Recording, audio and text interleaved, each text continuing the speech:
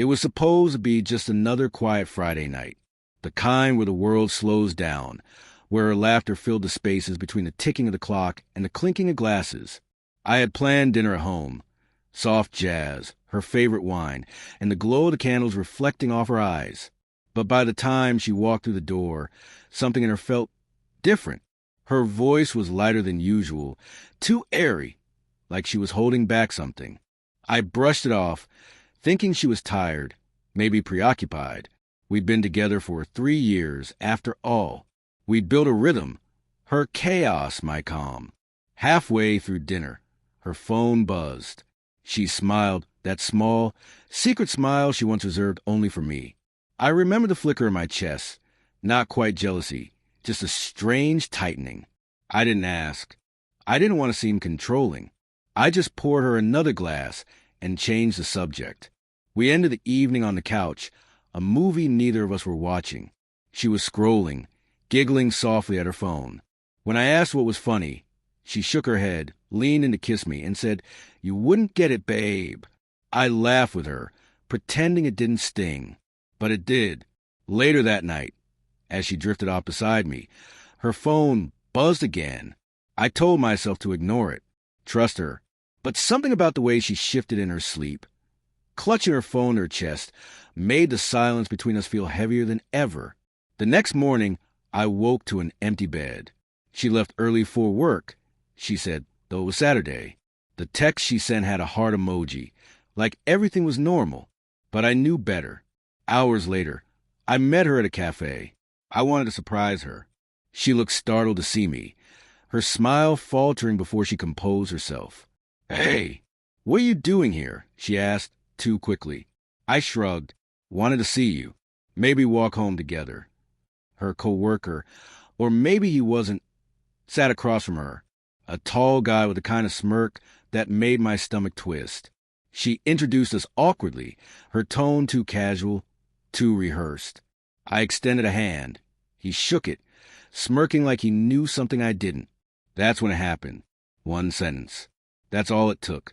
As I turned to leave, he said, loud enough for both of us to hear, "Guess he doesn't know about Thursday night, huh?" It was nothing but 7 words, yet they detonated inside me like a grenade. Her face went white. My heart stopped. The noise of the cafe dulled, and I swear the world tilted slightly on its axis. She reached out to touch my arm, her lips parting in panic, but I stepped back. "Evan, wait, it's not." But I didn't wait. I didn't need to. Every late reply, every distant laugh. Every night she turned away with a vague excuse about being tired. It all clicked. I didn't raise my voice. I didn't demand explanations. I simply walked out.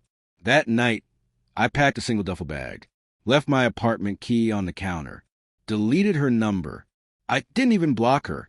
I wanted her messages to pile up, unanswered, a monument to her guilt. The next morning, my phone lit up with missed calls. "Please, let me explain," she said in one voicemail. It wasn't what it sounded like. But that's the thing. The truth doesn't need volume. It whispers through moments like that, quiet but deafening. I drove until the city disappeared in my rearview mirror, until her perfume faded from my clothes, until my mind stopped replaying that single cursed sentence. I wasn't angry anymore, just hollow, because love doesn't die with shouting. It dies in silence, when one sentence becomes a gravestone for everything you built. And in that silence, I became something else entirely. A ghost, the kind that doesn't haunt, just quietly vanishes. Days turned into weeks, and the messages kept coming. Long texts, short apologies, voice notes recorded between sobs. I didn't answer any of them. I read a few in the beginning, the ones that started with "please, just talk to me," and ended with "you're overreacting." But the more I read, the more I realized she wasn't sorry she betrayed me. She was sorry she got caught. I had moved to a smaller town 2 hours away, rented a small place near the edge of a lake, quiet, isolated, peaceful. I filled the days with work, long walks, and silence. The kind of silence that healed instead of suffocated. But at night, she returned. In memories, in dreams, in the way my body still expected her warmth beside me.